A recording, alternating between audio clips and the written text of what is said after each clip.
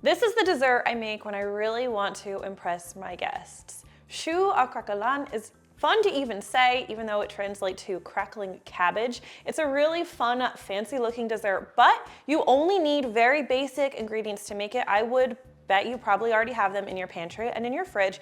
And while the technique is a little more intermediate than beginner, I really feel like it's completely approachable for most people. And today I'm going to be walking you through all of the steps in detail. I'll show you exactly how it's done. I really think you're not going to have a problem executing this in your own kitchen. So we're not just making a choux au craquelin.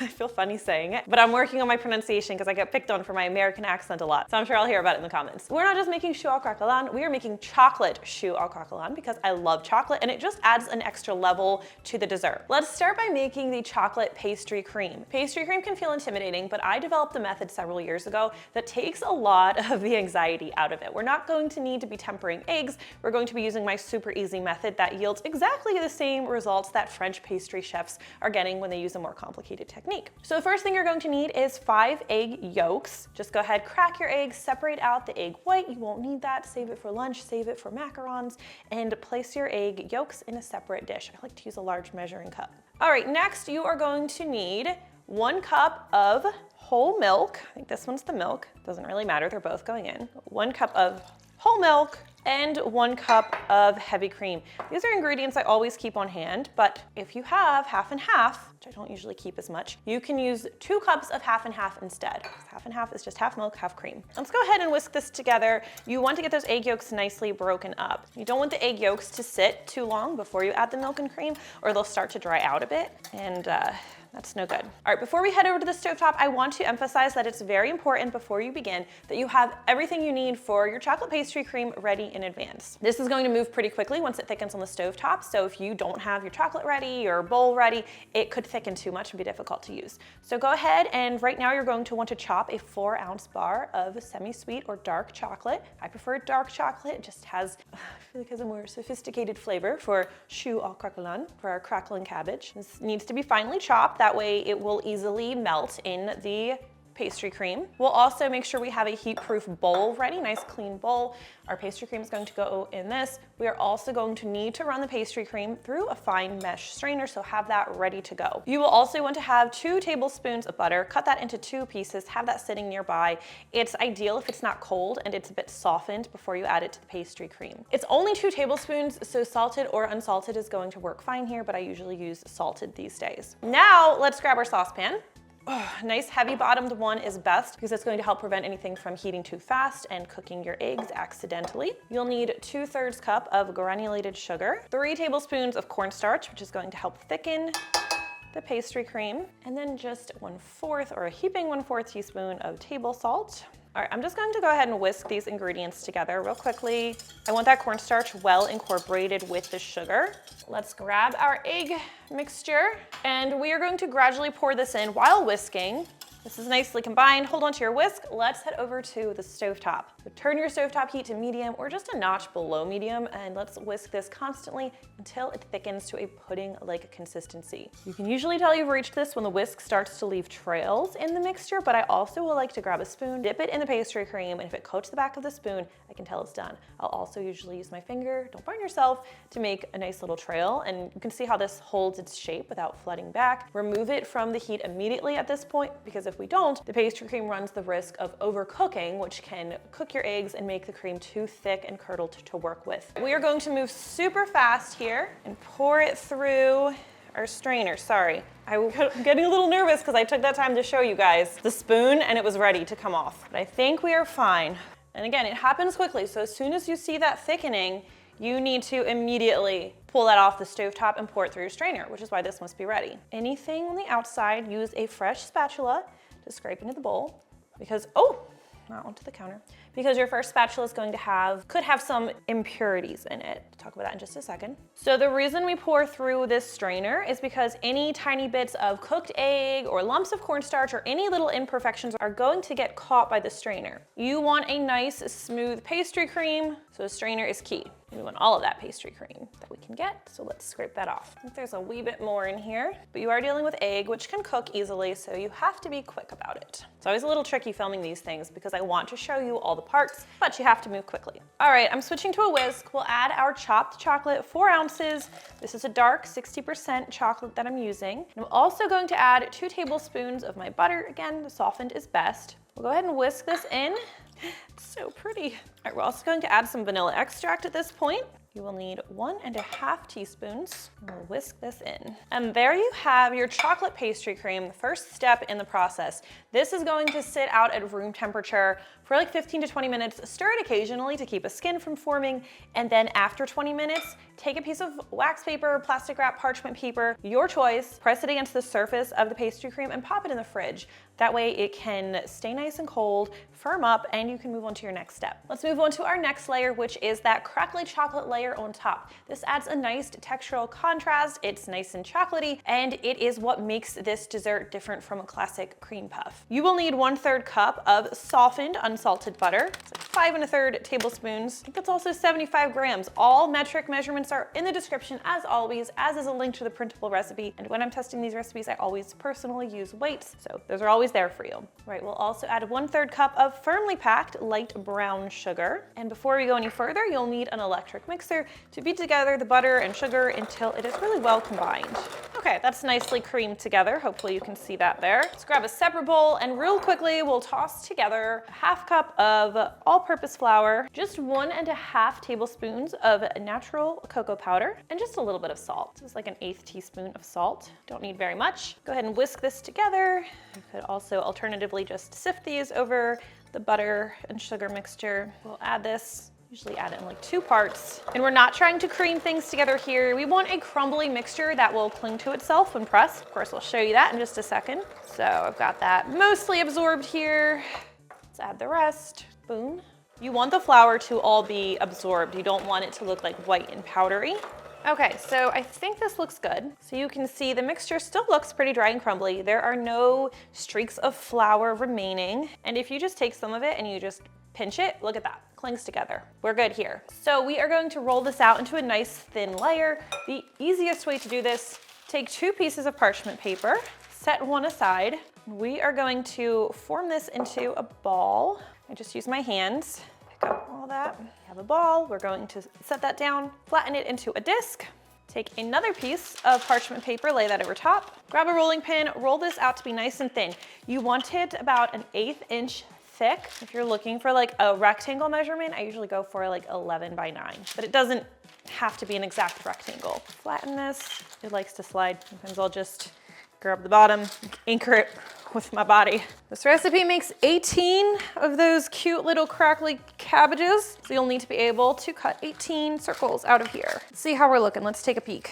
Let me just squish in the edges a bit because they're thinner than the rest. Let's slide this onto a baking sheet. We're going to need to move it in a bit. This is the easiest way to do so. You'll need a 2-inch round cutter. I'll try to link to this. I have like a whole set from Amazon that I use for different things, different sizes. We're going to cut out 18 circles. And after we cut them, we're leaving them right where they are. We're not moving them. Leave these as is. We're going to pop this in the freezer until these are nice and firm. Otherwise, they're going to just fall apart if you try to move them. They will need to sit in the freezer for at least 30 minutes. That's usually enough time for me. In the meantime, let's make our choux pastry. First, get your oven preheating to 400 degrees Fahrenheit. You need it to be nice and hot before you can cook these little cabbages we're making. Choux pastry is a classic French pastry. Don't let it intimidate you. Again, ingredients are very basic. The technique is quite simple. I have faith you can do this. Let me show you how. Again, you need a medium-sized, heavy-bottomed saucepan. To this, we're just going to add 1 cup of water. Any temperature is really fine. 1/2 cup or 113 grams of unsalted butter. You can see I've cut this into pieces, cut it into 8 pieces, and just 1/4, or I like to do a heaping, 1/4 teaspoon of salt. Before we head over, go ahead and measure yourself out 1 cup or 125 grams of all-purpose flour and have this nearby. All right, let's head over to the stovetop. Turn your heat to medium-high, stir everything occasionally, and bring it to a nice rolling boil. Okay, once we have this nice boil, reduce the heat to medium-low. Go ahead and stir in your flour. You can use your spatula or a wooden spoon to kind of stamp out any lumps you might see from the flour. We want to get this flour well incorporated and lump-free, and keep on stirring constantly until the mixture forms to a ball that's clinging to itself and pulling away from the sides of the pot. I like to go a little bit further. You don't want it to be too loose or it'll be difficult to work with. This is definitely clinging to itself. Okay, this is nice and hot right now. We want the mixture to cool down a bit before we add the eggs because we don't want to cook them. I usually stir it for another minute or two, and I'll let it sit for like 5 minutes. That's all it really needs before we start adding the eggs. Egg number 1. Now, as we're stirring this in, it's going to look a little bit separated at first. That's really normal. Just keep mixing. You want to get that first egg well incorporated, completely incorporated. You don't want to see any yellow like floating around or anything like that. And then once that's completely incorporated, you can jump right into the next egg. I always want to crack this egg in a separate dish, just in case of any shell. Egg number 2. And even though things look funky at first, once you've added all of your eggs and stirred well, you should have a nice, smooth, velvety mixture. Such a funny pastry. Just want to make sure you see how the process looks because it's easy to start doubting yourself when things look a little funky like this. Our last egg, beautiful. You can see it's smooth, velvety now. The egg should be totally well incorporated. Congratulations, you just made choux pastry. Well, you made the dough. We're about to finish the process. To pipe the pastry, I like to use a large piping bag. Technically, you can use a large Ziploc bag and just snip off one of the corners to pipe it. And this is a little, slightly next level piping bag. Again, you could just cut off the end, but I am using a 1A tip just because it's going to make my life a little bit easier. All right, a large baking sheet really works best for this recipe. It's the easiest way to get them all in the oven at one time. We'll go ahead and pipe the pastry. We're going to hold the piping bag straight up and down. Pipe straight down, try not to swirl. That can kind of give things like a more wonky shape. And we're piping 1.5 inches wide by 1 inch tall. You'll want to space these at least 1.5 inches apart, which is another reason why the large baking sheet is a good idea. Some of these are a bit too small. I have some batter left over, so I'll just go back, finish them off. Again, we're just piping straight up and down. And if you have to add on, make contact, firm contact before piping additional. All right, our chocolate layer is nice and cold, should be nice and firm at this point. So let's go ahead and remove one circle at a time. Should come up nice and easily for you. And we are just going to go ahead and nestle that gently on top of each of our pastry puffs. I'm not squishing the choux pastry, just very lightly sitting on top, maybe barely tamping down on those peaks. So this is a multi-step dessert. The nice thing is you can do the recipe in parts. So you can make the craquelin a day in advance.